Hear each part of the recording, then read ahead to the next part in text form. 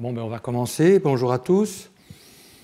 Alors, avant d'aborder le sujet de la troisième leçon, je voudrais d'abord terminer ce que je n'ai pas eu le temps de couvrir la fois passée, donc compléter la construction de la solution de l'équation maîtresse classique. Donc, je vais d'abord faire quelques rappels.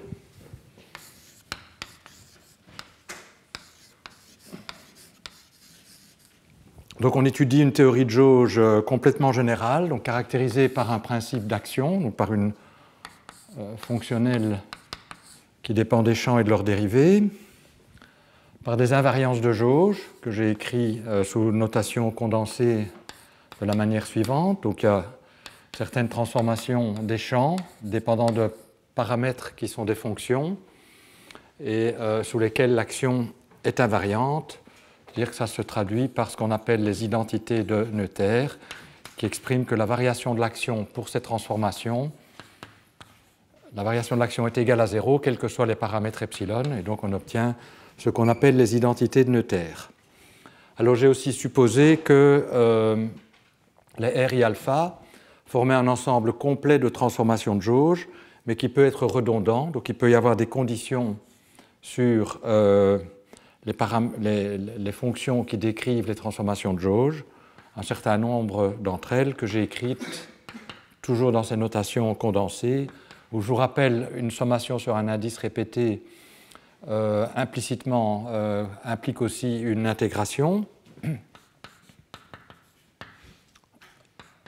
donc on a des relations du type suivante, donc qui expriment que ces transformations de jauge ne sont pas toutes indépendantes. Certaines combinaisons d'entre elles sont des transformations triviales, les NIJ étant antisymétriques. Alors, ça c'est la description générale d'une théorie de jauge avec un principe d'action, donc c'est la description la plus générale.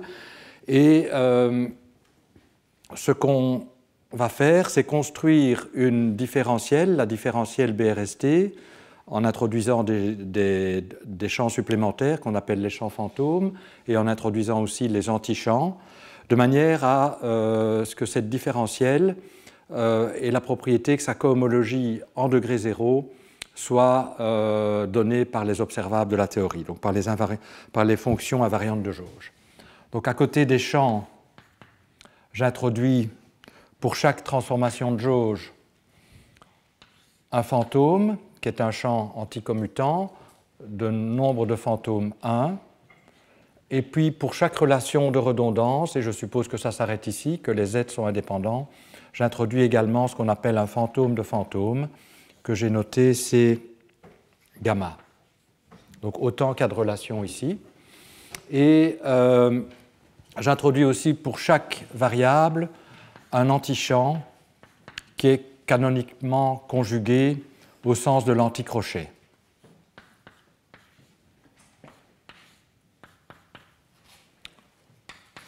Alors, on suppose que tous les champs sont commutants, donc la parité de Grassmann des champs, c'est 0. Ça, c'est juste pour se simplifier la vie, il n'y a rien de profond, c'est simplement que sinon il y a des signes en plus. Alors, les antichamps correspondants ont nombre d'antichamps plus 1, ce qui veut dire nombre de fantômes moins 1, donc ça compte négativement en termes du nombre de fantômes. Les fantômes sont anticommutants, je suppose que les transformations de jauge sont toutes des transformations décrites par des paramètres qui sont des fonctions commutantes. Donc les fantômes correspondants sont anticommutants, donc ça veut dire que quand vous commutez deux fantômes, vous avez un signe, moins, qui apparaît. Nombre de fantômes 1, les antichamps conjugués vont être commutants et nombre de fantômes moins 2, donc nombre d'antichamps 2, ce qui veut dire nombre de fantômes total moins 2. Ici, c'est ce qu'on appelle les fantômes de fantômes, donc associés aux conditions de réductibilité.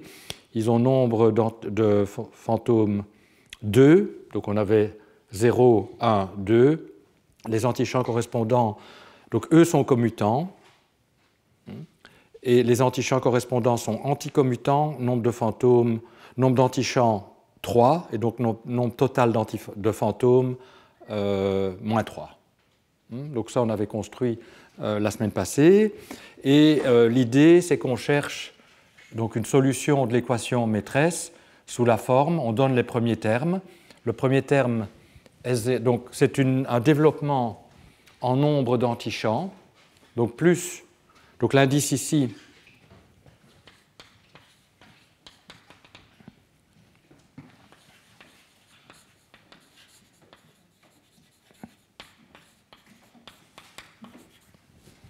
c'est le nombre d'antichamps. Donc ici, je n'aurai pas d'antichamps du tout. Là, j'aurai les antichamps de nombre antichamps 1 qui apparaissent linéairement. Puis dans S2, je vais écrire peut-être S2, ben je peux avoir comme un produit de deux antichamps phi star ou un antichamp C star, linéairement. Et puis, etc. Donc je développe en ce degré le nombre d'antichamps, mais de telle sorte que le nombre de fantômes total soit toujours égal à 0. Donc le nombre de fantômes de Sn est égal à 0, c'est-à-dire que j'ai chaque fois des fantômes qui vont compenser les antichamps pour former un objet de nombre de fantômes total égal à 0. Donc par exemple, écrivons S1, je vous avais dit, donc S0 c'est l'action classique.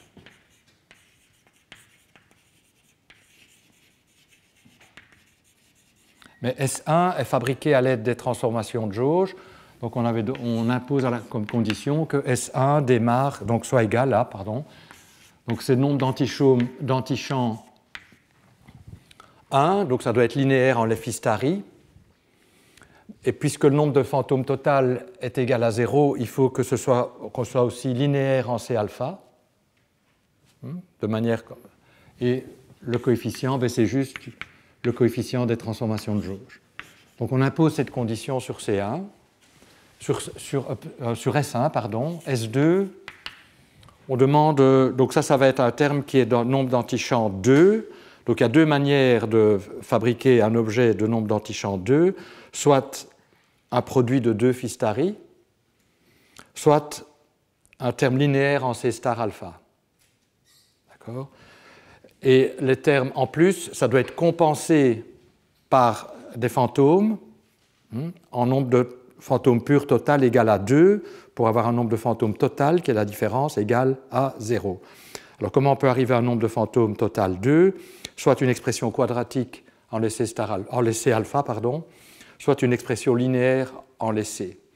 Et on impose que la partie linéaire en C est la forme suivante. Donc c'est fabriqué à l'aide des constantes qui apparaissent là.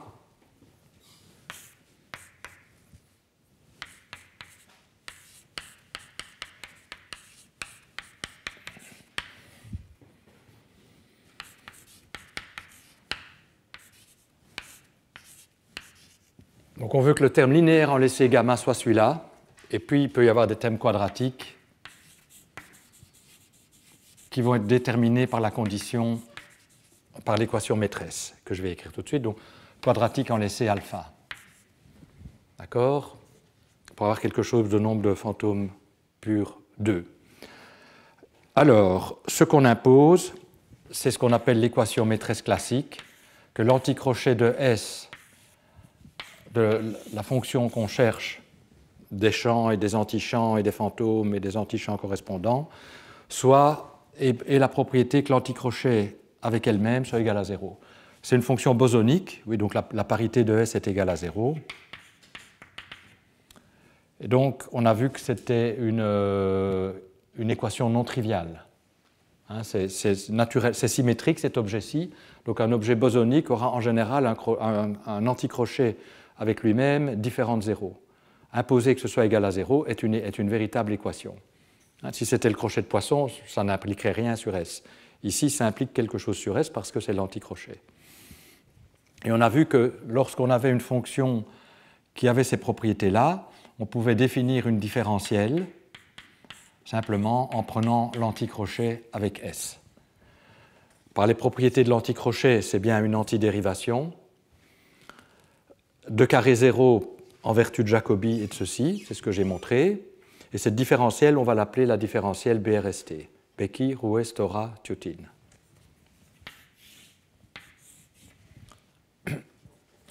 Et ce que je voudrais faire maintenant, ce qui en fait j'aurais voulu faire la semaine passée, c'est d'abord démontrer que S existe, discuter l'ambiguïté de S. Je vais montrer qu'en fait S existe et est unique à une transformation canonique dans l'anticrochet près. Évidemment, ceci est une relation qui est invariante par une transformation canonique en anticrochet, puisque si vous faites une transformation canonique, par définition en anticrochet, par définition l'anticrochet est préservé, donc s'il était nul avant la transformation, il reste nul après.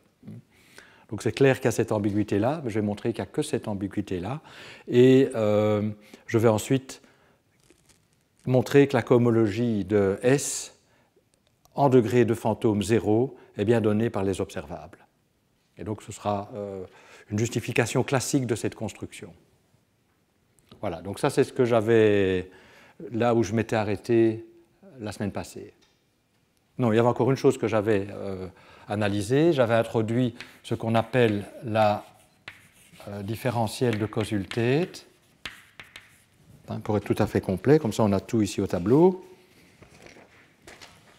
Oui, donc ceci implique que S carré est égal à 0, donc on peut parler de... Donc c'est bien une différentielle. Qui augmente le nombre de fantômes de 1 et qui, vu les propriétés de l'anticrochet, et qui est bien et qui change la parité. C'est-à-dire qu'un objet pair, le S d'un objet pair est impair et vice-versa. Donc c'est bien c'est comme le D lorsqu'on parle de cohomologie de De Rham. Alors, donc j'avais encore introduit la différentielle de Kosultate delta, donc qui est caractérisée par le fait que son nombre d'antichamps, c'est moins 1, donc ça fait descendre le nombre d'antichamps de 1. Donc ça veut dire que la valeur de l'antichamp de delta F, c'est égal à la valeur du nombre d'antichamps de F moins 1, ça le fait descendre. Et on avait donc agissant sur les champs et les fantômes, c'est 0.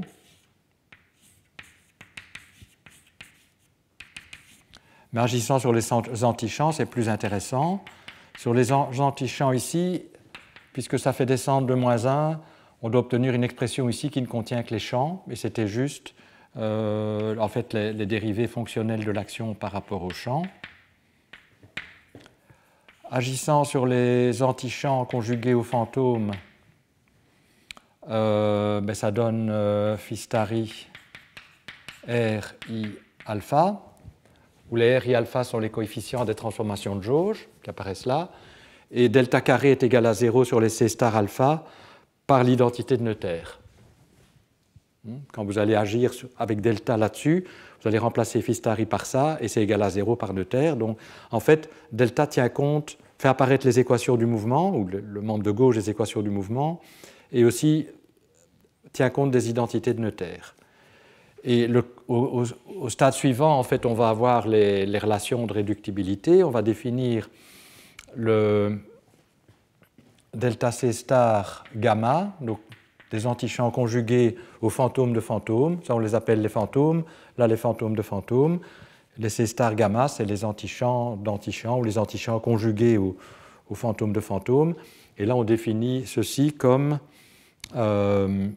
C star, en fait, ce qui apparaît ici. C star alpha z alpha gamma plus 1 demi phi star i phi star j n i j gamma. Et delta carré est égal à 0 en vertu de cette identité ici. D'accord? Puisque quand on va faire delta c star alpha va me faire apparaître un r alpha i, phi star i, et ici c'est quadratique, ça va faire partir le 2, et les choses ont été mises dans le bon ordre pour que ça compense exactement. Donc on a bien delta carré égal à 0, et je vous avais parlé, bon, puisque ça fait baisser le degré de 1, on parle dans ce cas-là plutôt d'homologie au lieu de cohomologie. Je vous avais dit que si je regarde la fonction, la surface stationnaire, donc si j'imagine un espace infinidimensionnel où chaque point représente une trajectoire possible des champs, une configuration possible des champs, solution ou pas des équations du mouvement, je peux visualiser, en tout cas c'est une image un peu schématique parce que ce sont des espaces infinidimensionnels, mais la localité permettra, je dirai quelques mots plus tard, de donner un sens plus précis à ce que je suis en train de dessiner. Donc on peut voir là, un point ici, c'est une configuration des champs qui n'obéit pas aux équations du mouvement. J'appelle la surface définie par les équations du mouvement la surface stationnaire, et donc une configuration des champs ici obéit aux équations du mouvement. Et on peut considérer les fonctions définies sur la surface stationnaire. Alors formellement, j'écris ça, mais je suppose qu'elles sont régulières. Mais bon, la localité va aider, hein, donc c'est un peu formel ce que j'écris, j'en suis conscient, mais en tout cas, ça donne bien l'idée de ce qu'on veut faire. Donc on regarde les fonctions sur la surface stationnaire et on compare ça aux fonctions dans l'espace de toutes les configurations possibles, que j'appelle l'espace I. Et on a vu qu'on pouvait voir les fonctions stationnaires sur la surface stationnaire comme obtenues par quotient de toutes les fonctions par l'idéal des fonctions qui sont nulles sur sigma.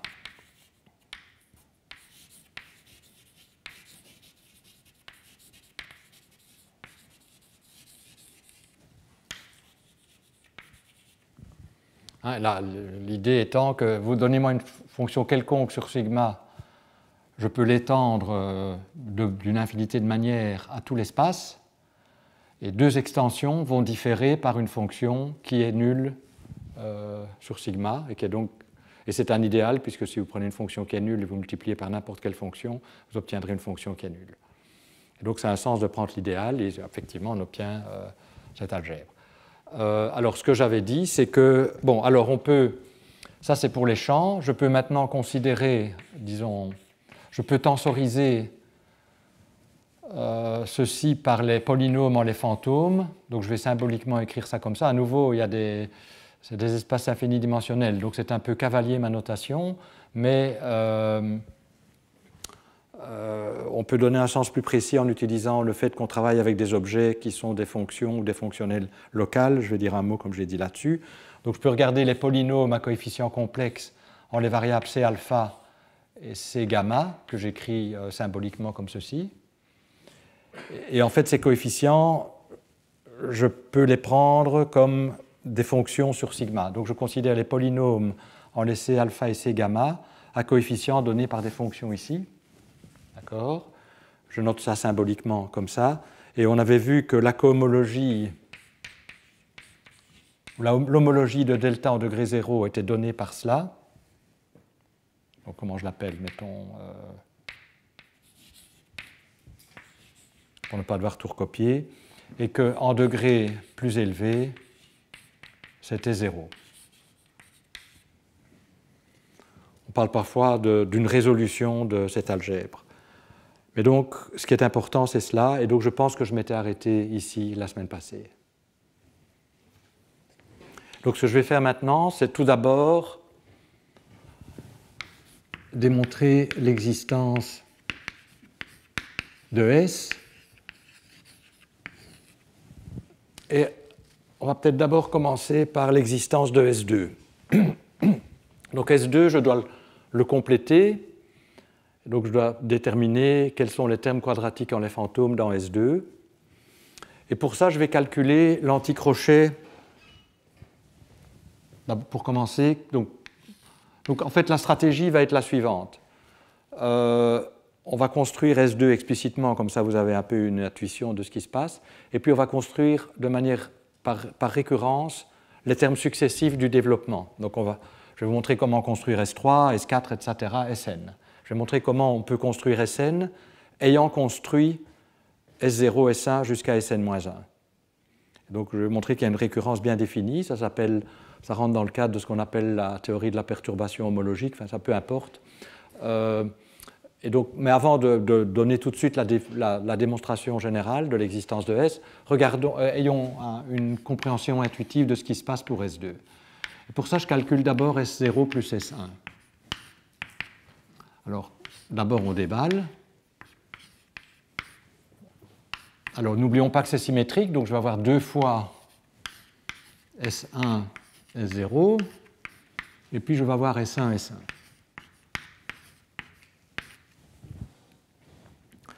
Alors, S0, S0, comme ça ne dépend que des champs et pas des antichamps, l'anticrochet est nul. C'est comme le crochet de poisson d'une fonction dq avec une autre fonction dq, c'est 0, puisqu'il faut des p il faut avoir la variable conjuguée.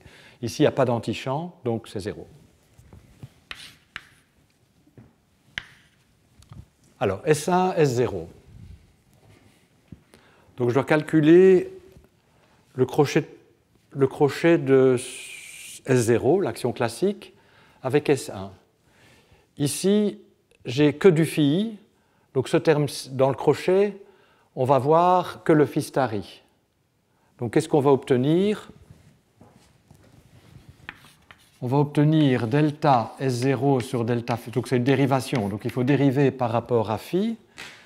On prend l'anticrochet ensuite de phi avec phi star, et puis ce qui donne delta, hein, c'est conjugué, et donc on va obtenir ceci.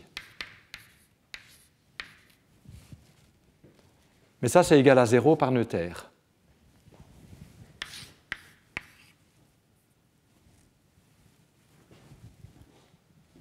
Par l'identité de Noether ici. Donc peut-être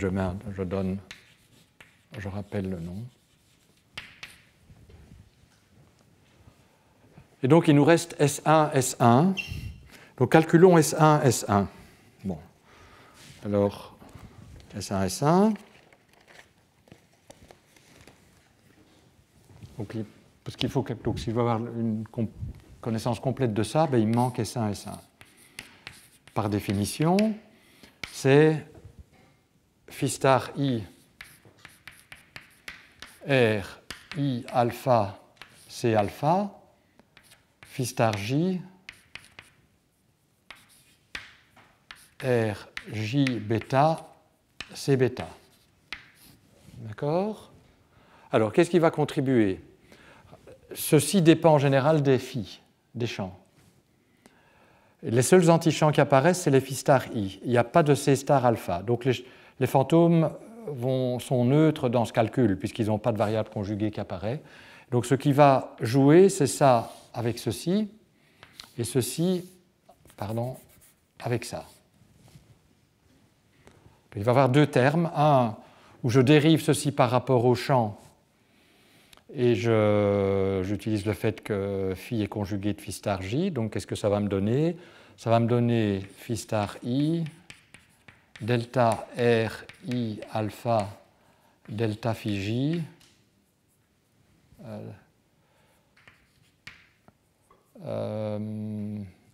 ça c'est puisque je dois dériver là, c'est alpha, c'est bêta, voyons.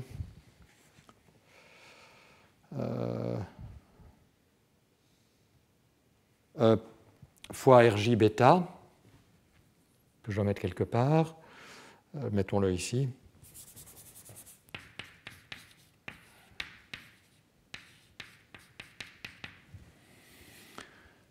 Et puis je vais avoir le terme où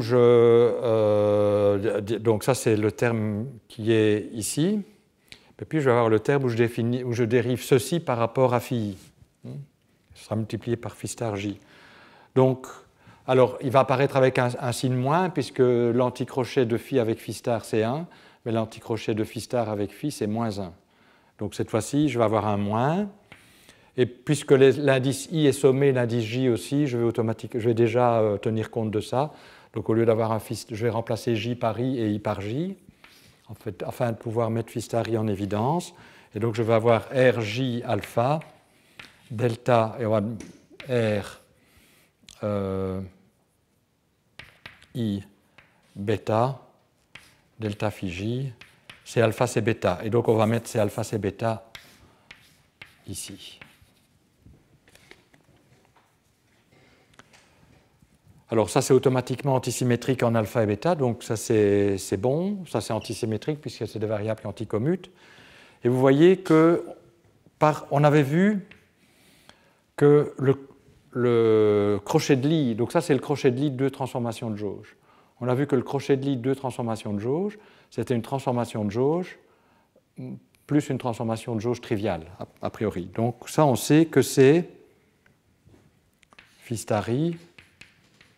Alors ça c'est le crochet de Lie de bêta avec alpha, donc c'est moins c, ce que j'avais appelé, donc de poursuivre mes notations, moins C alpha bêta gamma R I gamma, où les C peuvent dépendre des champs, hein, puis une transformation triviale éventuellement.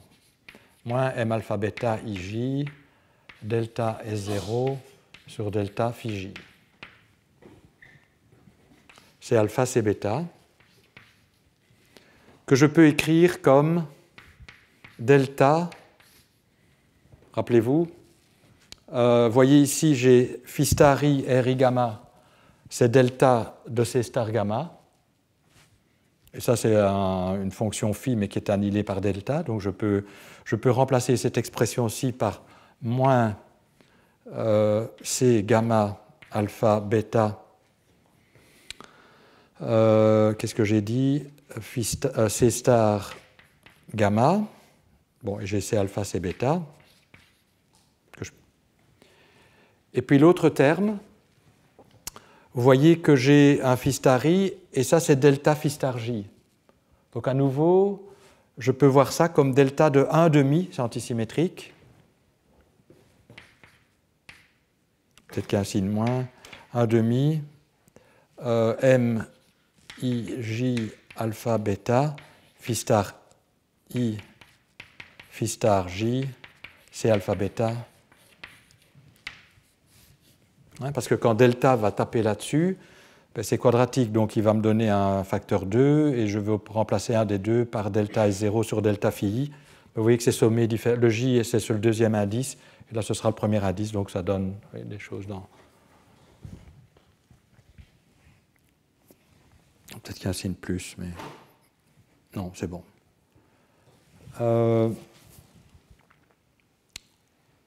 Voilà, donc vous voyez qu'en fait, S1, S1, ce n'est pas n'importe quoi, c'est le delta de quelque chose. Par construction. Donc en fait, on a fait ça pour que ça soit le cas. Et donc, comme S1, S1, c'est le delta de quelque chose, je dis que je peux enlever ce terme en choisissant bien S2. En fait, S2, vous voyez que ceci est le nombre d'antichamps 2. Je vais prendre S2 égal à plus ça pour compenser. Donc je prétends que si maintenant je construis S0 plus S1 plus S2,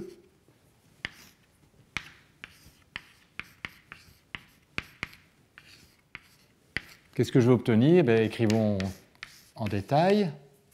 Donc on a vu qu'S0 plus S1 avec S0 plus S1, c'était S1, S1. Puis je vais avoir 2 fois S0 plus S1 avec S2. Puis je vais avoir S2 avec S2. Alors ça, on sait que c'est en fait purement en nombre d'antichamps 1. Donc si antichamp 1, et c'est même delta d'un antichamp 2 qu'on a construit explicitement. C'était, oui. Alors, regardons S2 avec S2. Je prétends que le nombre d'antichamps de S2 avec S2 va être strictement supérieur à 1. Alors, regardons la structure de S2. S2, il y a un nombre d'antichamps 2 ici, un nombre d'antichamps 2 ici. Ce que je peux faire au maximum quand je calcule l'anticrochet, c'est éventuellement faire partir un antichamp d'antichamp 2 dans S2, mais alors l'autre va rester. Donc j'aurai au moins du nombre d'antichamps 2. Le terme de plus bas en nombre d'antichamps dans S2, S2, ça va être 2. Je ne peux pas descendre plus bas. J'en ai 4 ici, et j'ai un seul anticrochet. Il peut m'en enlever 2, parce qu'il peut en enlever un C star gamma, éventuellement. Pardon, un C star alpha. Mais alors, il y aura des C star alpha ici, donc, qui vont me donner 2. Donc, on a au moins 2. Donc, ça, c'est un terme qui n'est pas sur le même pied que celui-ci, qui est purement en antichamp 1. Par contre, ici, je peux avoir des termes en nombre d'antichamps 1 et plus élevés. Alors, mais le terme en nombre d'antichamps 1 a une structure très particulière. je prétends que le terme en antichamp 1 de ça, donc S0 plus S1, S2 en nombre d'antichamps 1, donc c'est-à-dire 2 moins 1, le 2 est celui-ci, c'est égal précisément à delta S2. Comment faire descendre le nombre d'antichamps? Il faut enlever des antichamps. C'est la seule manière de faire descendre le nombre d'antichamps. Donc il faut enlever des antichamps qui sont dans S2. Les antichamps qui sont dans S2, et il faut les remplacer. Bon, donc c'est le terme qui contient C star alpha.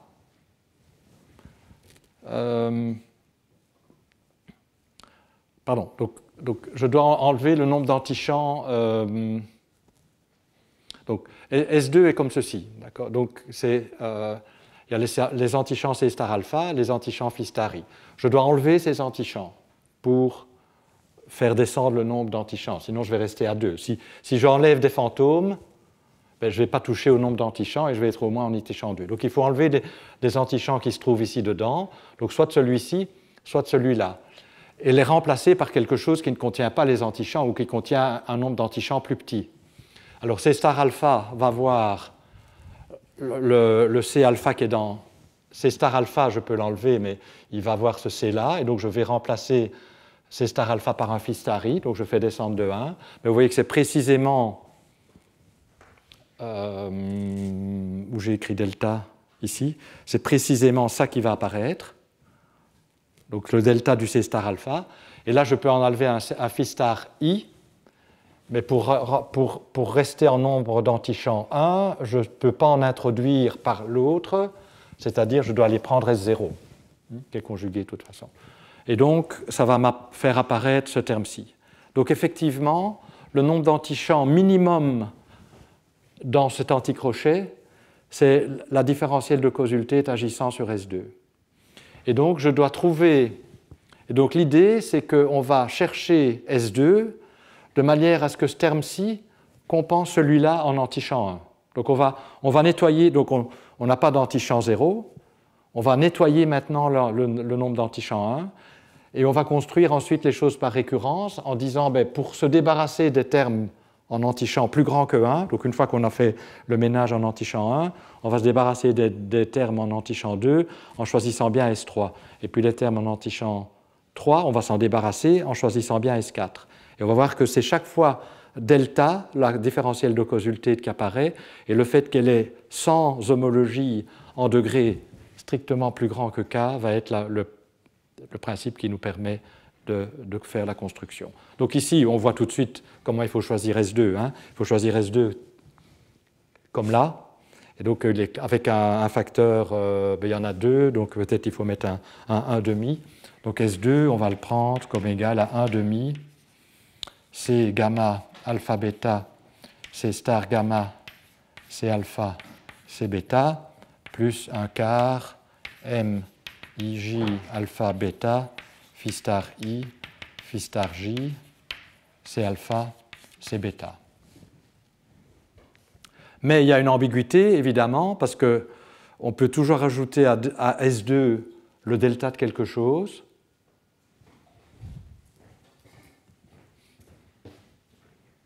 Et, ou plutôt quelque chose dont le delta...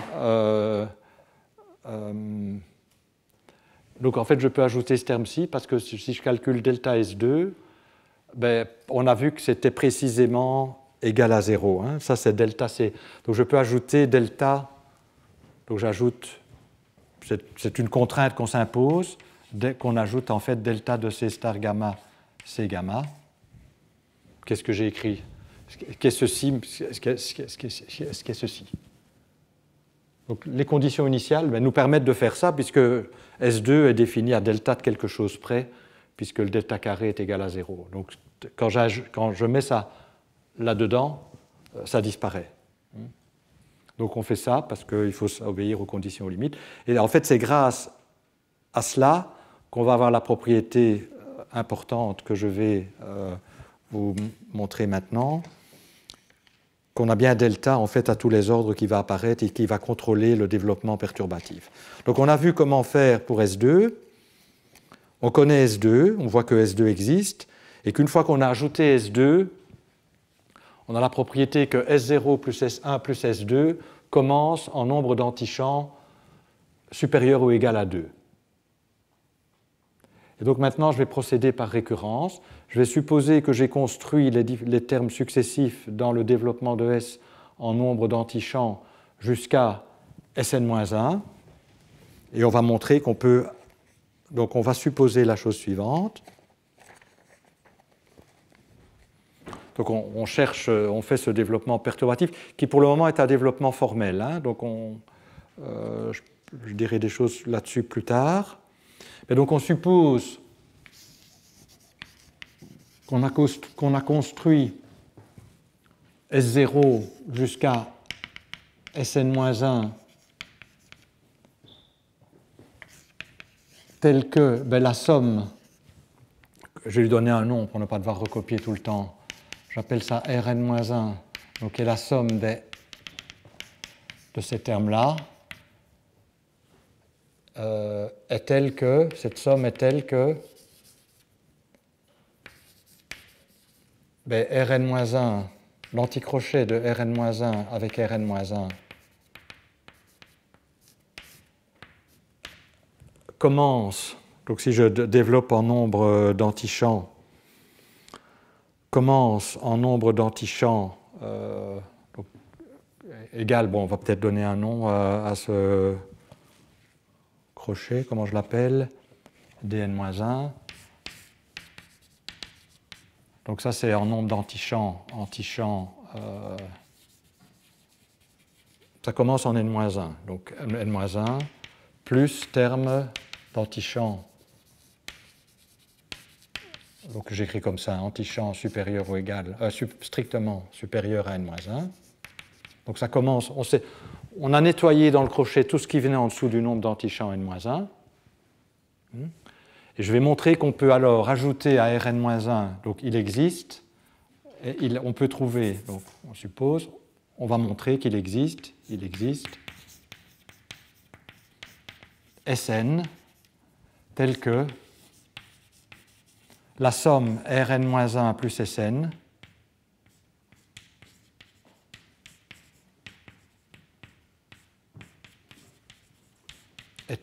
commence en antichamp, donc je vais mettre commence en antichamp, mais cette fois-ci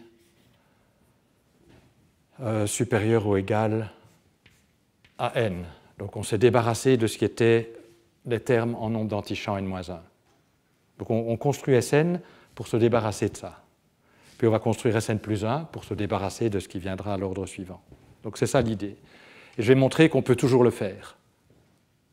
Donc mon but maintenant, c'est de montrer que c'est toujours possible de construire un Sn tel que ça ait lieu. On a vérifié qu'en fait, cette propriété, elle est bien vérifiée pour n allant même jusqu'à 3, puisque on l'a fait pour S0 plus S1 plus S2. Je l'ai vérifié explicitement.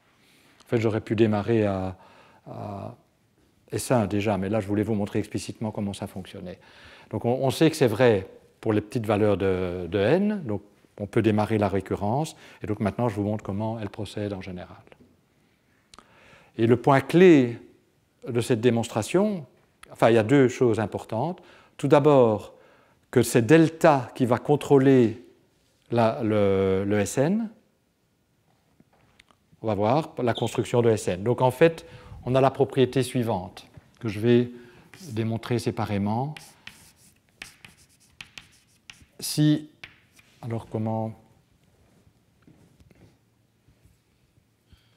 A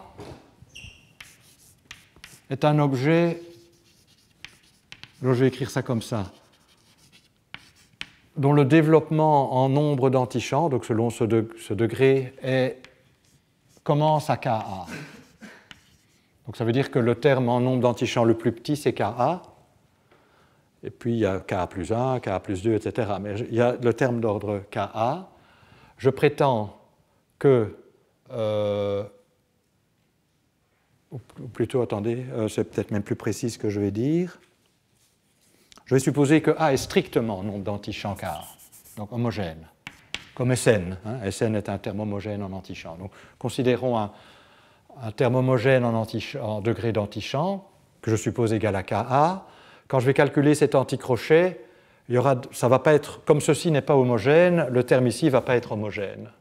Mais je prétends que le terme le plus bas en nombre d'antichamps va être en nombre d'antichamps Ka-1. Hein, on peut faire descendre le nombre d'antichamps en enlevant un antichamp ici dans A. Mais alors, évidemment, il ne faut pas oublier qu'il y a des fantômes ici qui vont contribuer.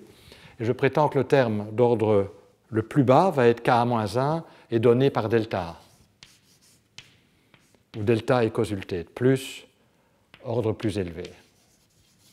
Donc des termes d'ordre plus élevé. Alors c'est ce qu'on a déjà vu pour S2. Je vous ai montré, en fait, c'est ce qu'on a fait ici.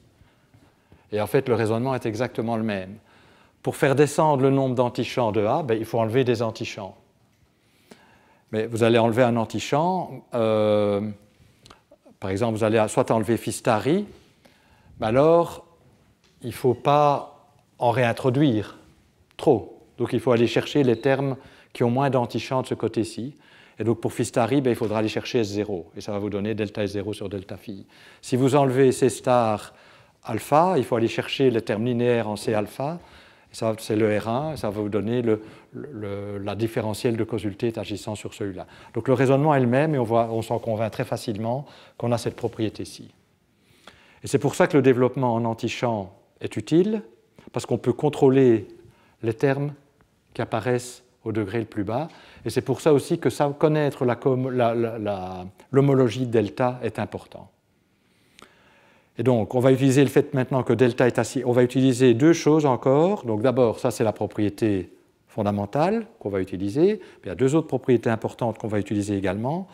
C'est un, que delta est sans homologie en degré strictement plus grand que 0. Que donc, si quelque chose est delta fermé, c'est automatiquement delta exact, pour autant que le degré soit strictement positif. Et l'autre chose, c'est l'identité de Jacobi pour l'anticrochet. Et on va démontrer que ces deux propriétés combinées permettent de construire par récurrence S. Donc, comment on voit ça? On calcule Rn-1 plus Sn. Écrivons l'équation. Rn-1 plus Sn. Et ça, d'abord, il y a Rn-1 avec Rn-1, donc c'est Dn-1, en nombre d'antichamps N-1, et puis en nombre d'antichamps N-1, on va obtenir 2 delta Sn, et puis on va avoir des termes d'ordre plus élevé en antichamps. D'accord? Parce que il va y avoir des termes d'ordre plus élevé en antichamp dans cet anticrochet, puis Sn avec Sn, à nouveau, on a 2 n d'antichamps. Pour faire tomber ça à n-1, ce n'est pas possible. Il n'y a pas moyen d'enlever, en enlevant un seul antichamp, de descendre d'autant. Donc, ce que je n'ai pas écrit, donc Sn, par exemple, avec lui-même, ça contribue à ces 3 petits points. D'accord? Je regarde maintenant ce qui est en antichamp n-1. En nombre, je laisse tomber parfois le terme nombre, donc c'est en nombre d'antichamps n-1, voilà ce que j'ai. Et on voudrait annuler ça. Hein. L'idée, c'est qu'on veut trouver Sn de telle sorte que ça soit nul. Et donc, ça commencerait uniquement en antichamp n et plus élevé. D'accord? Donc, je veux tuer ça. Mais pour tuer ça, l'équation, c'est delta Sn égale à quelque chose. Mais delta Sn égale à quelque chose, ce n'est pas nécessairement une équation qu'on peut résoudre. Donc on a delta Sn est égal à moins 1,5, c'est ça qu'on veut résoudre. Dn, moins 1. Mais on sait qu'une condition nécessaire et suffisante pour que cette équation possède une solution, vu que delta est une différentielle donc de carré nul, mais qui en plus a cette propriété-ci, et que n-1 est certainement positif, strictement, c'est que delta de dn-1 est égal à 0. Donc une condition nécessaire et suffisante pour que Sn existe, c'est que delta de n-1 soit égal à 0. Si je peux démontrer que delta n-1 est égal à 0, alors, par la cyclicité de delta, par le fait que je n'ai pas de homologie ici, je sais automatiquement que delta n-1, c'est le delta de, pardon, que dn-1, c'est le delta de quelque chose. Et si je sais que dn-1, c'est le delta de quelque chose, ben, je prends ce quelque chose, ou moins 1,5 ce quelque chose, pour effectivement tuer ce terme. Donc, peut-on démontrer ça? Je prétends que ça découle de l'identité de Jacobi. Et regardons. Alors, l'identité de Jacobi, qu'est-ce qu'elle me dit? Elle me dit notamment que l'anticrochet triple d'un objet bosonique avec lui-même, c'est égal à 0. Ça, c'est Jacobi.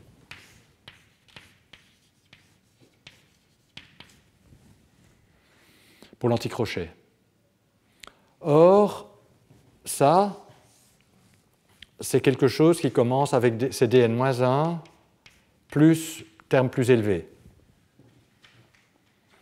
Et je calcule l'anticrochet de cela avec Rn-1. Ah, mais ça, on a vu que c'était, j'utilise ça, delta de dn-1 plus des termes d'ordre plus élevé.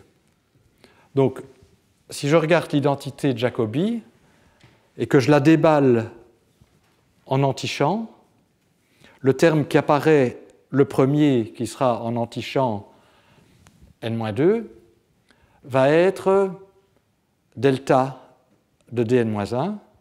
Et puisque l'identité de Jacobi me dit que ça c'est égal à 0, ça veut dire que chaque terme dans le développement, puisqu'ils sont indépendants, doit être égal à 0, ben j'en déduis que ça c'est égal à 0.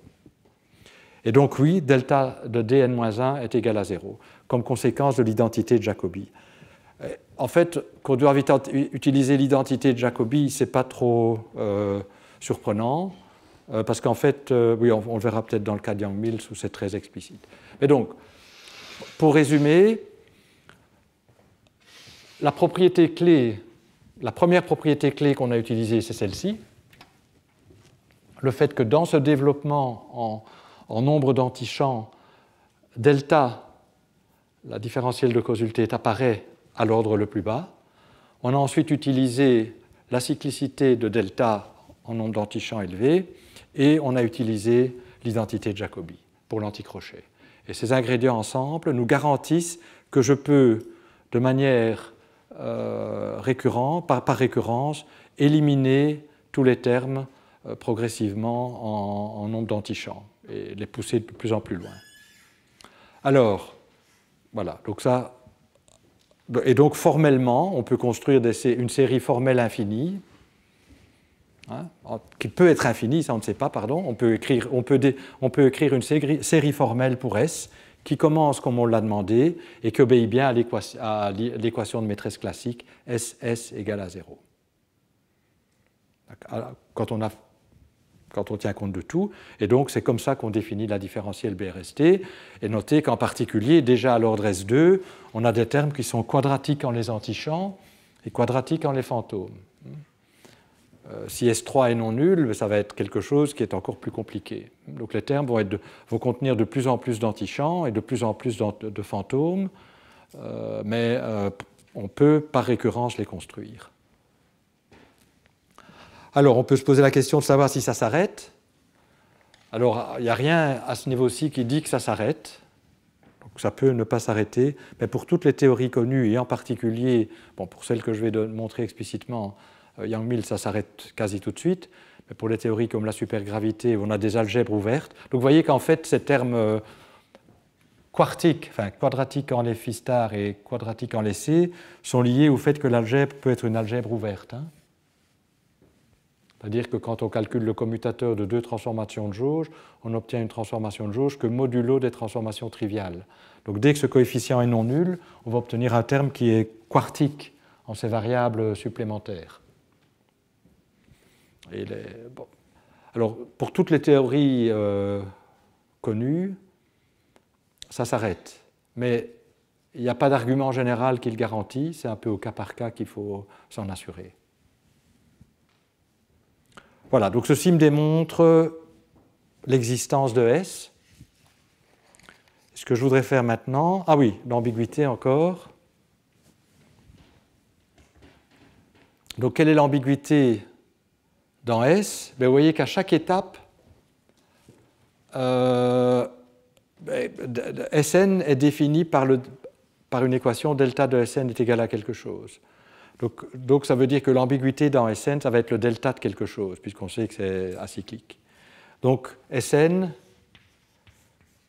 remplacé par Sn plus delta, disons, de k n plus 1, est la seule ambiguïté.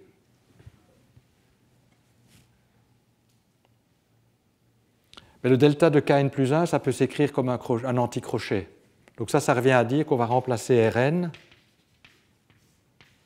par Rn plus, je peux dire Rn-1 ou Rn, parce que c'est toujours la même propriété. Ici, le n ne joue pas grand. On a supposé juste que n allait au moins jusqu'à 2 ou à 3, pardon, pour avoir au moins R2 ici. Mais une fois qu'on a dépassé ces valeurs-là, on a toujours ça, quel que soit n. Hein. Donc je peux remplacer Rn-1 par Rn ici, fois k n plus 1.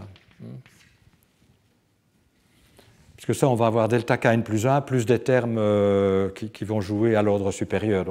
Donc on voit qu'à l'ordre le plus bas, quand on construit Sn, s'étant débarrassé de tout ce qu'il y avait avant, l'ambiguïté dans la construction peut être vue comme un anticrochet, c'est-à-dire une transformation canonique infinitésimale. Donc on a la même propriété pour l'anticrochet, que les transformations canoniques infinitésimales sont engendrées par des fonctions dans l'anticrochet. De la même manière, vous savez qu'une transformation canonique infinitésimale standard, c'est engendré par le crochet de Poisson avec une fonction génératrice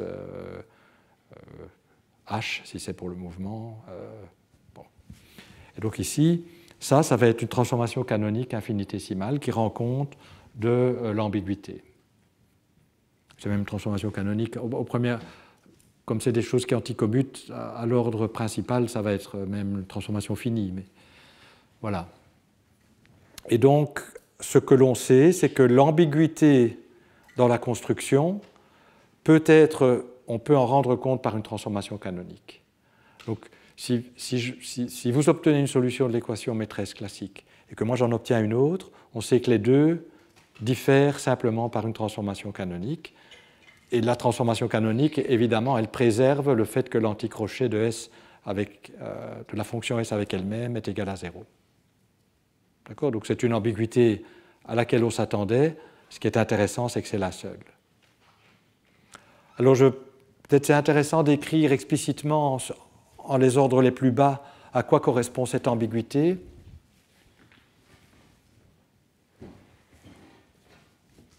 Donc, je vais garder ça, mais ceci, j'en ai plus vraiment besoin.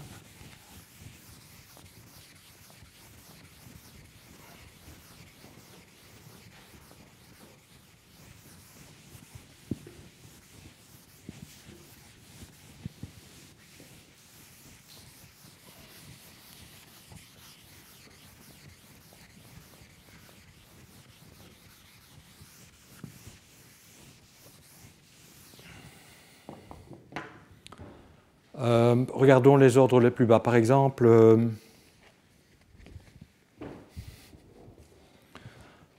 l'ambiguïté dans... si je fais une transformation canonique, supposons que je fasse une transformation canonique avec un K qui est de nombre d'antichamps 1. Donc je prends K, ceci, juste pour avoir une intuition de ce qui se passe, ce que sont ces transformations canoniques. Donc j'ai pris K égale à phi star I, TI. Et vous voyez que comme S0, en fait c'est juste S0 qui va être... donc c'est la dépendance, il y a une dépendance en les champs ici, la dépendance en les champs ici. Et puis il y a aussi donc regardons le delta de ça. Ça va être quoi? Ça va être delta S0, delta phi I, puisque phi est conjugué à phi star I, TI, plus des termes qui vont... Ça, c'est le terme qui sera nul en antichamp. Je fais descendre de 1.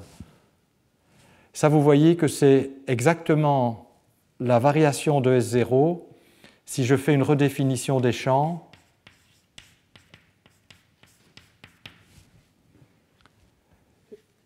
parce que si je fais une redéfinition des champs, ben S0 va se transformer, l'action va prendre une nouvelle expression, et si je fais un développement de Taylor, ben effectivement, le premier terme qui va apparaître, c'est ça. Et donc, vous voyez que les redéfinitions des champs, ça apparaît comme des transformations canoniques en l'anticrochet. Ça va être important, ça. Parce qu'en fait, on va voir au niveau quantique, vous savez, bon, tout ça c'est pour la théorie quantique, même si j'en suis encore loin. Au niveau quantique, on doit parfois faire ce qu'on appelle des renormalisations, wave function renormalization, de renormalisation des champs. Donc on fait une redéfinition, et bien ça va correspondre à une transformation canonique dans l'anticrochet. Maintenant, supposons que je prenne un cas qui est d'ordre d'antichamp 2. Donc comment on construit un antichamp 2 ? Soit un produit de 2 phi stars. Je vais appeler ça TIJ alpha C alpha. Ah oui, ceci doit être évidemment la transformation canonique, j'aurais dû préciser. Il faut que ceci soit de nombre de fantômes 0. Ça, c'est le nombre de fantômes, total 0. Ça, c'est le nombre de fantômes total 0. Donc ici, le nombre de fantômes total doit être moins 1, puisque l'anticrochet apporte 1. Hein? Donc 0 sera bien obtenu en faisant 0, moins 1, plus 1. Donc vous voyez d'ailleurs, c'est ce que j'avais bien fait ici. Hein. J'ai pris alors, le suivant en nombre de fantômes total plus 1, mais en nombre d'antichamps 2, ben, il faut 2 antichamps et un C star, ou bien un C star alpha et un C, que je vais appeler comme ceci, C star bêta, mu bêta alpha, C alpha. Et que vaut delta K ? Puisque quand je vais faire la transformation canonique, on a vu que ça me donnait du delta K, je vais obtenir phi star I, phi star J, T, I, J, alpha, Z. Pardon, qu'est-ce que je raconte ? Donc 1,5, ça s'en va, mais donc delta phi star I, qui est delta S0 sur delta. Donc je vais avoir delta S0 sur delta phi I, phi star J, T alpha IJ C alpha, plus, et delta C star alpha, je l'ai écrit quelque part, delta C star alpha, c'est phi star I, R I bêta, mu bêta alpha, C alpha. Et si vous comparez à ce que j'ai écrit pour S1, que j'ai effacé, non, S1 est là, vous voyez que ça a la même structure, mais avec une redéfinition des R. Et la redéfinition des R, ben ça va être les R anciens plus ceci, c'est-à-dire une transformation triviale. Ceci, c'est antisymétrique, puisque ça anticommute. Donc on redéfinit les R plus ça. Et donc c'est exactement l'ambiguïté dans le choix des transformations de jauge qui est rendue compte par cette transformation canonique en anticrochet. Donc la transformation canonique en anticrochet, elle rend compte de l'ambiguïté dans la solution de l'équation maîtresse, et en particulier, elle nous dit qu'on peut faire des changements de variables dans les champs. Bien sûr, ça ne va pas changer la solution S, donc ça revient à faire ça, mais on peut aussi redéfinir les transformations de jauge comme on a vu qu'on pouvait le faire, c'est-à-dire combinaison linéaire des transformations de jauge plus un terme qui est une transformation de jauge triviale. Tout ça est tenu compte, on en rend compte par une transformation canonique dans l'anticrochet. Donc pour résumer, on a démontré l'existence de la solution de l'équation maîtresse classique, et on a également montré que c'était unique à une transformation canonique près dans l'anticrochet, qui rend compte de toutes les ambiguïtés qu'on connaît.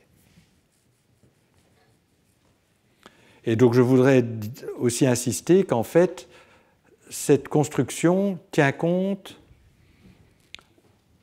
des identités de Jacobi, on a vu, hein, parce qu'on a vu que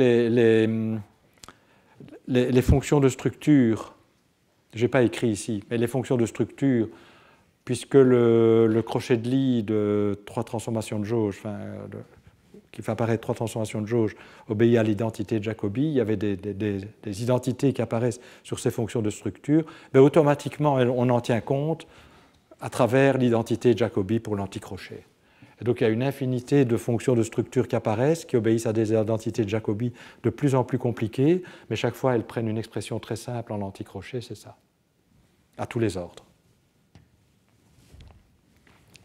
Bien, alors pour terminer, pourquoi on fait ça? Ça a l'air d'être c'est une construction qui est intéressante mathématiquement, qui fait apparaître cette perturbation homologique qui est intéressante. Il y a toutes ces identités de Jacobi sont contenues, les ambiguïtés qu'on connaît, on en tient compte aussi, on en rend compte aussi. Mais pourquoi c'est physiquement important? C'est physiquement important parce que, et ça c'est la justification classique, la cohomologie de S en nombre de fantômes 0, c'est les observables. Ou ce sont les observables. Donc je voudrais démontrer cela maintenant. Parce que ça va être, en fait, ça va être le point clé lorsqu'on va quantifier la théorie. Au lieu de travailler avec les observables tels qu'on les a définis, on va travailler avec la cohomologie de S. S aura toujours une action au niveau quantique qu'on peut contrôler, alors que l'invariance de jauge est fixée. Donc rappelez-vous que c'était ça une des motivations. De ce côté-ci, ça devient compliqué au niveau quantique parce qu'on fixe la jauge, et donc on n'a plus de contrôle direct de l'invariance de jauge, mais on peut fixer la jauge sans perdre la différentielle S, et c'est grâce à elle qu'on va contrôler l'invariance de jauge, c'est-à-dire qu'on va contrôler, qu'on travaille bien, qu'on calcule bien des éléments de matrice, par exemple, qui sont compatibles avec le fait qu'on travaille en cohomologie. Donc, par exemple, les éléments de matrice d'un opérateur qui sera BRST exact, ça va être 0.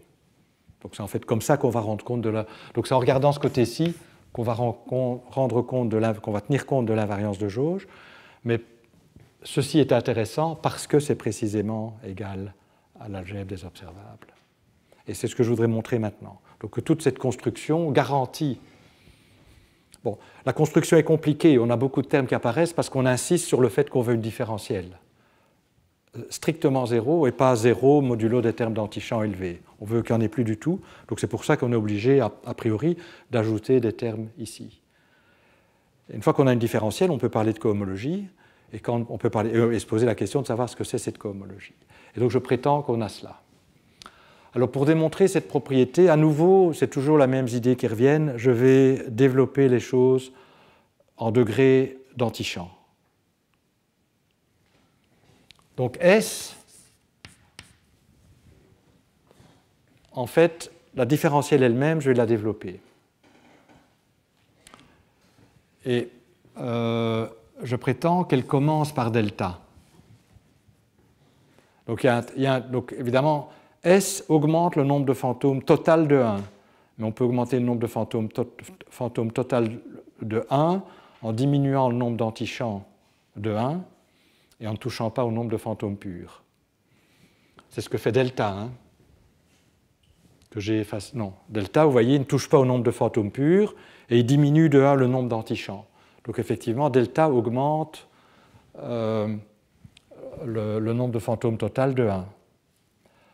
Et je prétends que c'est la partie que si je développe S en nombre d'antichamps, on commence avec une différentielle de nombre d'antichamps moins 1 qui coïncide avec delta. Ça, on peut écrire en fait écrivez S sur les champs et S sur les antichamps et vous verrez bien que c'est delta qui apparaît. Et comme delta est une différentielle, une antidérivation, il suffit de le vérifier sur les générateurs, sur ces variables-ci, pour s'assurer que c'est vrai. Donc S avec phi i, donc si vous calculez par exemple S phi i, ça va... donc ça c'est par définition S phi i, ben là vous voyez que le premier terme où il y a des antichamps phi star, c'est S1. Mais ça ne fait pas descendre. Mais comme phi, il n'y a pas moyen de faire descendre le nombre d'antichamps. Enfin, phi est un nombre d'antichamps 0, donc vous allez obtenir quelque chose qui n'est pas en nombre d'antichamps moins 1. Ça, il n'y a pas moyen. Donc c'est égal à 0. Donc ça commence par ça, delta de phi égale à 0. Donc ça, on le voit, mais donc c'est plus intéressant. S phi star i. C'est S phi star i, ça c'est bon, par définition de petit s. Et là, vous voyez que phi star i, ben d'abord, le premier terme, ça va être delta S0 sur delta phi i. Et puis les termes suivants vont être ici. Alors le terme S0, on l'appelle gamma, et puis on va voir S1, puis S2, etc. Donc l'idée, c'est que je fais aussi le développement de S en ce degré, le degré d'antichamp. D'accord ? Et ce qui est important, c'est que en degré le plus bas, ce qui apparaît, c'est delta. Et on peut même peut-être écrire gamma. Donc quel est le terme suivant dans S phi i? Donc le premier qui va apparaître, c'est phi avec S. Donc avec S0, c'est rien. Avec phi 1, avec S1, il y a un phi star i. Donc ça va être RI alpha, c'est alpha. Et puis je vais avoir des termes qui vont être soit quadratiques en les phi star i, soit ne vont pas contenir les phi star i, s'ils contiennent C star alpha. Mais donc ça va être au moins d'antichamp égal à 1. Donc en nombre d'antichamps 0, donc la partie qui ne touche pas au nombre d'antichamps, gamma, eh bien, ça va être que gamma phi i, c'est une transformation de jauge dans laquelle j'ai remplacé les paramètres de jauge par les fantômes. Donc quand je mets 3 petits points, ça veut dire que c'est des termes d'antichamp plus élevés. Si vous regardez S, C alpha, C alpha voit le C star alpha, il y en a un ici, puis un terme quadratique que j'ai effacé en C alpha. Donc je vais avoir du Z alpha gamma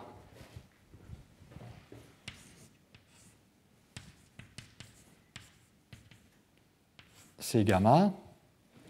Puis je vais avoir le terme qui complète S2 linéaire en C star alpha.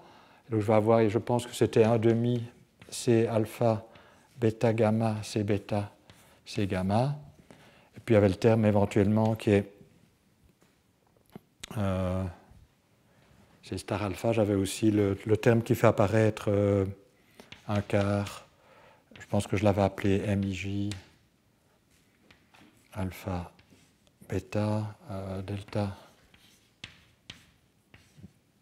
Non, j'ai.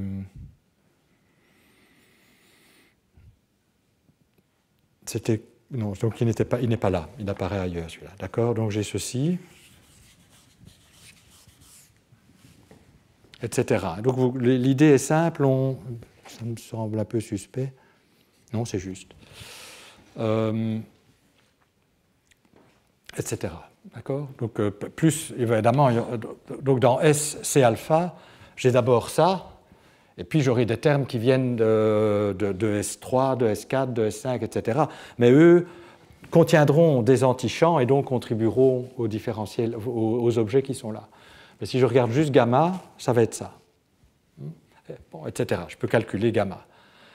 Et donc, on fait ce développement-là, et puis on tient compte du fait que S carré, c'est égal à 0. Alors, qu'est-ce que ça nous dit? Donc, c'est delta plus gamma plus S1 plus S2, etc., au carré. Et donc, à l'ordre le plus bas, donc ça c'est moins 1, l'ordre le plus bas, ça va être moins 2, je vais avoir delta carré. Puis à l'ordre moins 1, je vais avoir l'anticommutateur de delta avec gamma. Donc ça c'est moins 2, ça c'est moins 1. Puis je vais avoir, alors là, 3 termes, gamma carré, donc en 0, plus delta S1, plus S1 delta. Ça, c'est en degré 0, plus, etc. Donc, je fais un développement selon le nombre d'antichamps. Et je sais que puisque S carré est égal à 0, individuellement, chaque terme est égal à 0.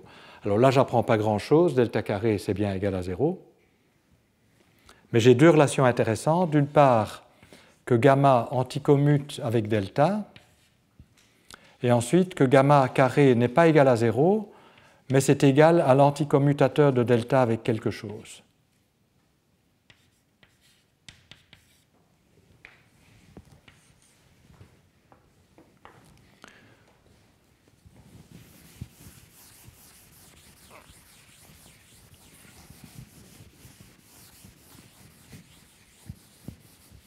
Alors ce que je vais faire maintenant, c'est purement algébrique. On voit tout de suite, de là, je peux définir deux choses.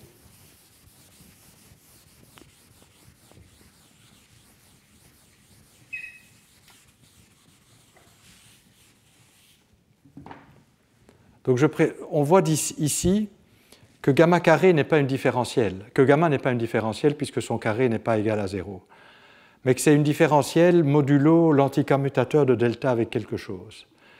Donc je prétends que je peux définir dans la cohomologie de delta. Donc d'abord, je prétends que grâce à cette propriété-ci du fait que gamma anticommute avec delta, gamma définit une antidérivation dans la cohomologie de delta. Alors qu'est-ce que ça veut dire? Ça veut dire que si j'ai un objet A tel que delta A est égal à 0, alors delta de gamma A est aussi égal à 0. En d'autres termes, si j'ai un objet qui est un cycle pour delta, il est envoyé sur un cycle pour delta par gamma. Donc en fait, je vais vous démontrer que gamma est bien défini dans l'homologie de delta, qui est juste en degré 0. Donc c'est pour ça que j'ai précisé 0 ici. Et donc pour ça, je dois démontrer que des cycles sont envoyés sur les cycles et que les bords sont envoyés sur des bords. C'est-à-dire que si quelque chose est delta exact, son gamma est aussi delta exact.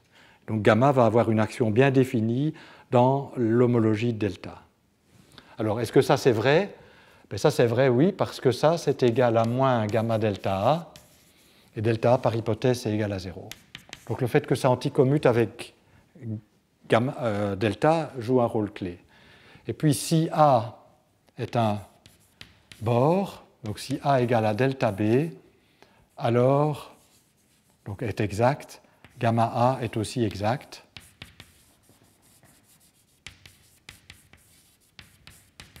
C'est-à-dire gamma A est égal à delta de quelque chose. Et comment on voit ça? Ben, gamma A, c'est gamma de delta B, et c'est moins delta de gamma B. Donc, la démonstration n'est pas très longue. Donc, l'anticommutation de gamma avec delta me permet de me dit qu'effectivement gamma est un opérateur bien défini dans cet espace. Ça envoie des cycles sur des cycles et des bords sur des bords. Et donc, quand je prends le quotient, tout passe bien. Alors, l'autre chose, c'est que je prétends que gamma carré, c'est égal à 0 dans H0 de delta. C'est-à-dire que gamma carré agissant sur un objet qui est ici, sur un cycle, va me donner un objet exact, c'est-à-dire 0 en homologie. Donc pour ça, on calcule gamma carré agissant, disons, sur un objet A, où A est annihilé par delta.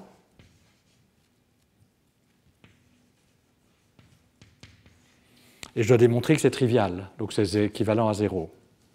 Donc on calcule, on dit, ah mais gamma carré, c'est moins delta S1, moins S1 delta agissant sur A. Mais puisque delta A est égal à 0, ça c'est égal à 0. Et vous voyez que c'est moins delta, c'est delta de quelque chose, à savoir moins S1A. Et donc c'est équivalent à 0. Donc quand vous travaillez dans H0 de delta, gamma carré est égal à 0. Parce que ça... D'accord? Et donc, puisque c'est égal à 0, c'est une différentielle dans H0 de delta, et donc on peut parler de la cohomologie de gamma dans H0 de delta.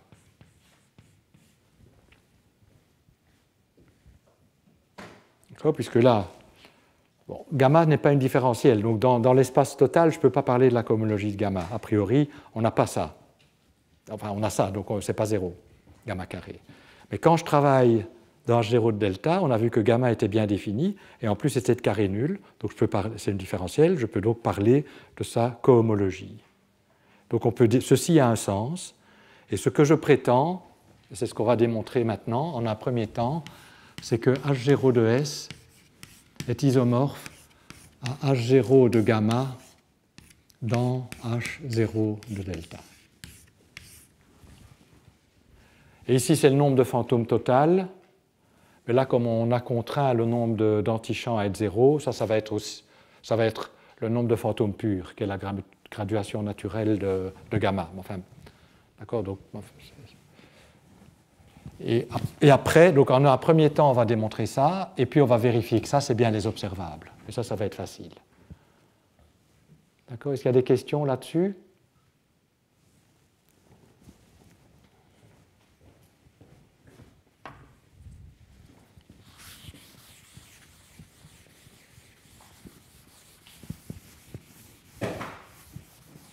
Donc, vérifions l'isomorphisme là, qui est de nouveau un développement perturbatif en antichamp. Donc, ça n'est jamais très... C'est toujours les mêmes choses, donc je vais peut-être juste esquisser. Donc, pour démontrer ceci, qu'est-ce qu'on va faire ? Eh bien, on va définir une application qui envoie les classes de cohomologie ici sur les classes de cohomologie là, et on va démontrer que c'est bijectif, donc surjectif et injectif. Donc, je vais définir une application. Donc, si A est une classe de cohomologie, disons, dans H0 de S, donc ça veut dire que A obéit à SA égale à 0 et que j'identifie A avec A plus S de quelque chose, appelons-le B, je peux naturellement lui associer une classe de cohomologie de gamma, c'est-à-dire je vais l'envoyer sur une classe de cohomologie de gamma que je vais noter, je vais appeler l'élément correspondant A0, donc où gamma de A0, donc d'abord on est dans où delta de A0 est égal à 0, on doit être là-dedans, et gamma de A0 est égal à 0, et on identifie A0 avec A0 plus le gamma de quelque chose, que je vais peut-être appeler B0. Là, en fait, en degré 0, il n'y a rien. Ceci doit être, ceci doit être en degré 1. On travaille ici. Donc, et gamma fait monter de A le nombre de fantômes purs. Si on est en nombre de fantômes purs 0, il n'y a rien. Mais enfin, bon, je l'écris quand même. Plus delta de B1. Voilà, donc je veux démontrer qu'il y a une telle application qui est bien définie, où je peux associer, donc où j'associe un élément de la cohomologie là, un élément de la cohomologie de gamma modulo, enfin dans H0 de delta, et je veux démontrer que les choses sont bien définies en cohomologie, c'est-à-dire que les objets triviaux ici sont envoyés sur des objets triviaux là. Et en fait, ça se fait en développant selon les puissances, selon le nombre d'antichamps. Donc en fait, ce n'est pas un accident si j'ai écrit ça comme ça.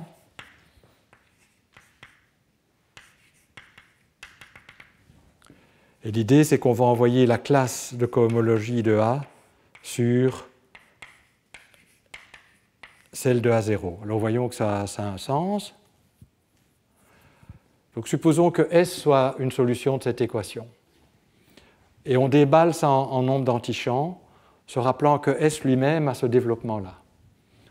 Qu'est-ce qu'on va obtenir? En nombre d'antichamps le plus bas, on va obtenir donc delta plus gamma plus etc. agissant sur A0 plus A1 plus etc.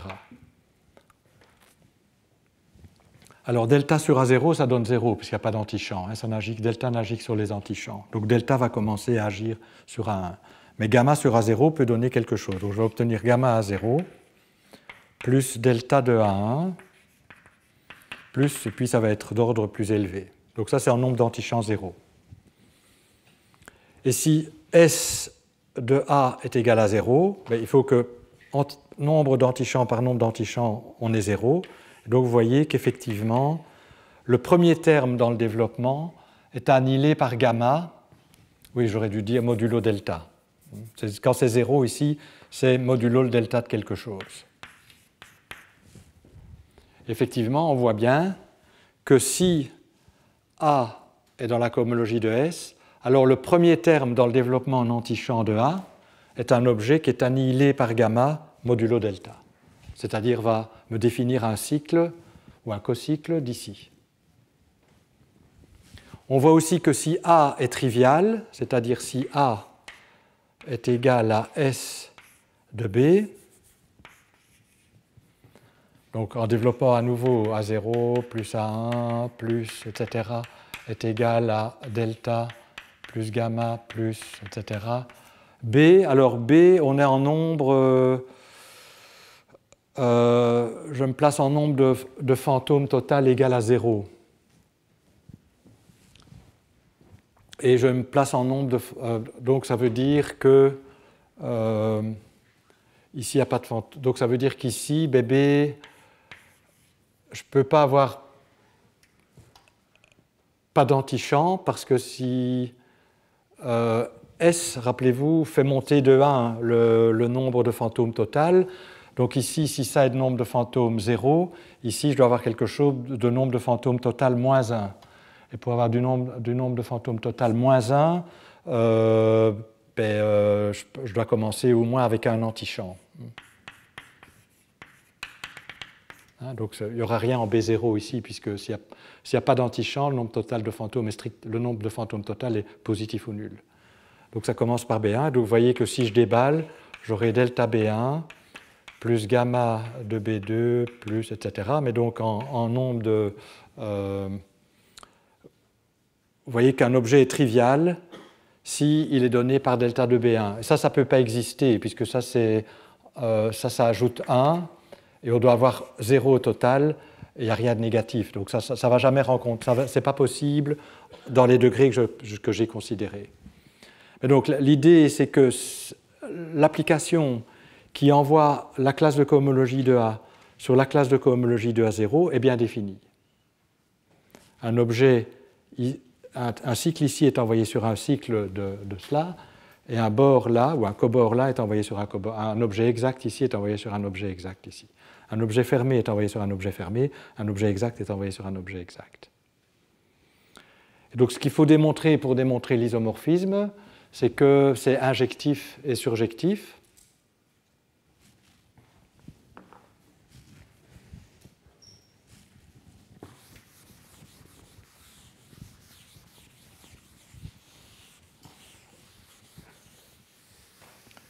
Et pour ça, on regarde de nouveau, c'est la trivialité de delta qui va jouer un rôle important. Donc, je suppose que... d'abord, c'est surjectif. Donc, ça veut dire, supposons qu'on se donne un objet A0 qui est annihilé par gamma modulo le delta de quelque chose, que j'appelle A1. Est-ce que je peux trouver un A qui est annihilé par S? Est-ce qu'il existe un A annihilé par S où A commence par A0 et donc est envoyé sur A0 par ce que j'ai construit là? Et la réponse c'est oui. À nouveau, on développe cette équation. Enfin, c'est toujours la même chose. On développe en antichamp. On obtient ici que c'est delta plus gamma plus S1, etc. sur A0 plus A1 plus... On va voir que c'est le même A1. Et on veut que ce soit nul. Bon, delta de A0 égale à 0, c'est automatique parce qu'il n'y a pas d'antichamp. Mais donc on va voir que gamma de A0 plus delta de A1 est égal à 0. Donc effectivement, on doit mettre en deuxième terme A1. Et puis en utilisant la cyclicité de delta, c'est toujours la même chose qui joue, et le fait que cette carré nul, on peut démontrer qu'on peut compléter la suite. Donc de la même manière que par exactement un raisonnement identique, on peut démontrer qu'on peut compléter un objet A en un cycle un cycle de S, c'est-à-dire pour être annihilé par S, dès que les premiers termes sont bons, comme on a fait pour la solution de l'équation maîtresse. C'est le même raisonnement, donc je ne vais pas le répéter. La seule chose qu'il faut utiliser, c'est que S carré est égal à 0, donc ça c'est l'équivalent de Jacobi, et le fait que delta est acyclique. D'accord? Et donc ça, on va obtenir des équations pour les termes qui suivent, qui sont de la forme delta de ces termes est égal à quelque chose de donné, et ce quelque chose de donné va être lui-même annihilé par delta parce que S carré est égal à 0. D'accord? Donc je vous laisse compléter les lignes, parce que je vois que je suis presque à la fin.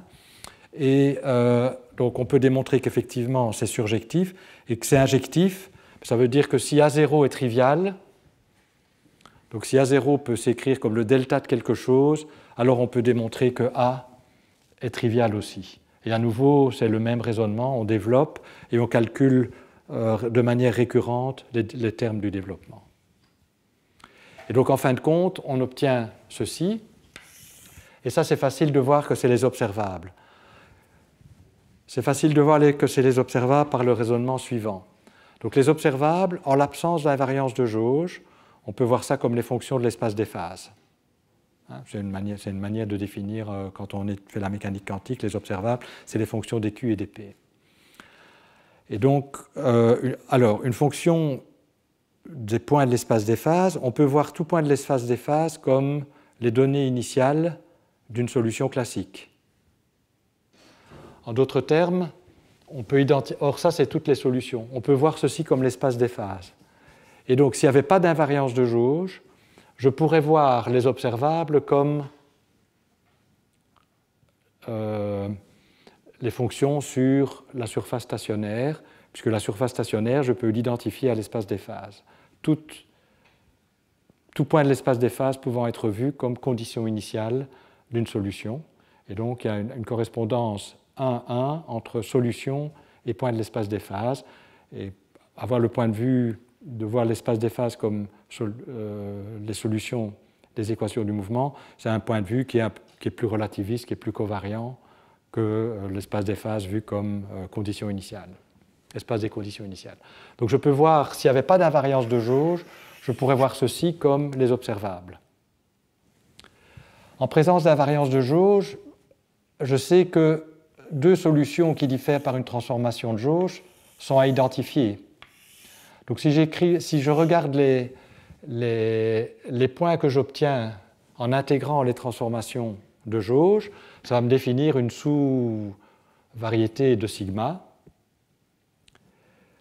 qui est intégrable parce que sur sigma, les transformations triviales sont absentes et donc le critère de Frobenius d'intégrabilité est satisfait. Le crochet de Lie des champs de vecteurs des transformations de jauge est fermé sur la surface stationnaire. Donc ça a un sens de dessiner ce que j'ai dessiné. Ça, ce sont ce qu'on appelle les orbites de jauge, et les observables doivent être constants le long des orbites de jauge. Or, vous voyez gamma, je l'ai encore quelque part, oui. Vous voyez que l'action de gamma, c'est précisément de faire varier phi par transformation de jauge. Donc une fonction qui est annihilée par gamma, ce sera une fonction des phi annihilée par gamma sur la surface stationnaire, si et seulement si elle est invariante de jauge.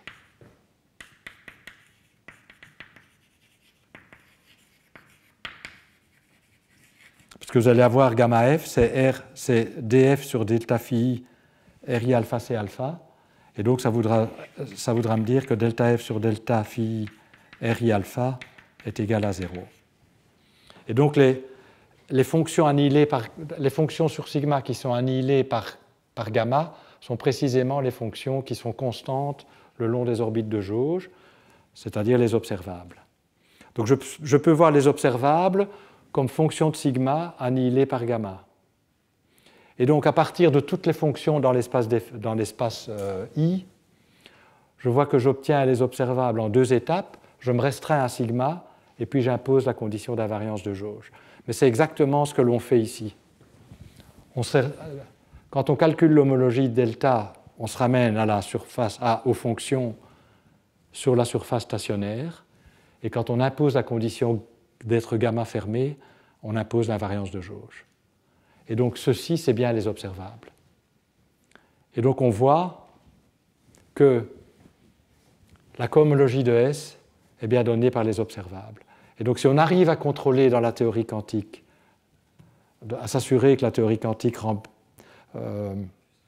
donne bien des valeurs moyennes nulles aux objets qui sont S exacts et que des objets S fermés ont une valeur moyenne bien définie et indépendante du choix, disons, de la jauge, on arrive en fait à avoir une théorie où on contrôle bien la variance de jauge. Donc toute l'idée, et je vais le faire la fois prochaine, toute l'idée va être de contrôler la variance de jauge, non pas directement avec les observables, mais en se mettant de ce côté-ci. Voilà, donc c'est terminé pour aujourd'hui. J'accumule beaucoup de retard, ce n'est pas grave. Je pense que c'est mieux d'avoir du retard et d'avancer, disons, de manière plus explicite. Et donc ça veut dire que je vais un peu inverser l'ordre des leçons suivantes, parce que je pense que vous avez envie de voir des choses quantiques. Et donc je vais la semaine prochaine commencer d'emblée par l'intégrale de chemin et vous montrer comment ceci rentre dans le cadre de l'intégrale de chemin et comment l'intégrale de chemin,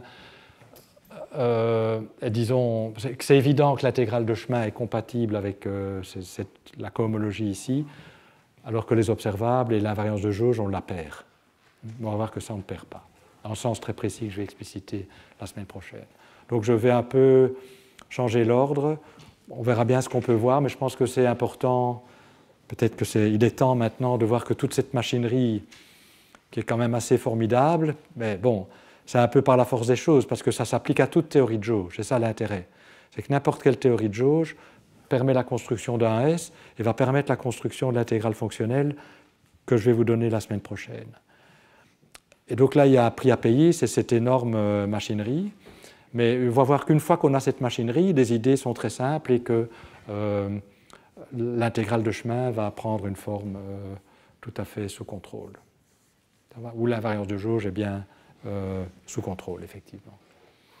Voilà, si vous avez des questions, n'hésitez pas, maintenant ou au début de la semaine prochaine. Voilà, donc c'est fini pour aujourd'hui.